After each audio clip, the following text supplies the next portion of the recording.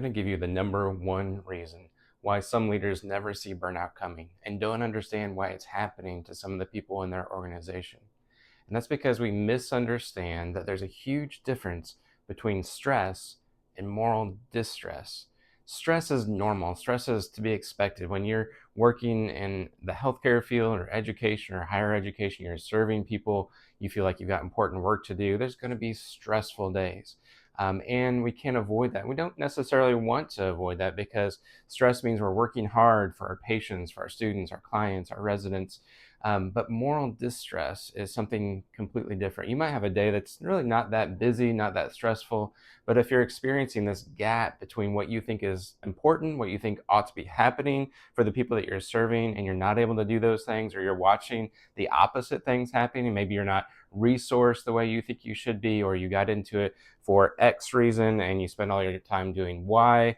That's not just stress, that's moral distress, where you feel like these are my values. This is what I got into this for. This was what I signed up for, and now I'm not able to do it. In fact, maybe there's a lot of things that are happening that go exactly opposite to what I felt like should be happening in my work. So, our as leaders, sometimes we see these things and they look the same. We see our coworkers who are stressed, they worked hard, they're tired, they're a little ragged at the end of the day, but those coworkers might go home feeling very good about what they've done. On the other hand, we might see another coworker who you just feel that there's some angst there, there's some frustration, there's disappointment. They're pulling back, they're depersonalizing a little bit, and that's the coworker we need to worry about because there's a gap there between what they thought they would be doing or what they think the organization or the department or they themselves ought to be doing, and it's just not happening the way they think that it should be. So helping them to reframe, to understand, to acknowledge, to be that supportive presence, to make sure they've got good relationships at work is the antidote for those people. The stressed out coworkers who are working hard will probably continue to work hard. They're going to be stressed out, but they're going to do a great job.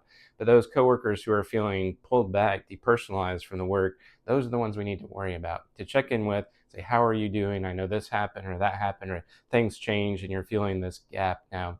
So check in with your coworkers and try to distinguish the difference between normal work stress and moral distress that causes more of an interior conflict for them. If you need more help identifying these things, help with your organization or your department overcoming the really the crisis of burnout that's happening in healthcare, higher education, and education in general, hit me up through a DM. I'd love to talk about how I can help you.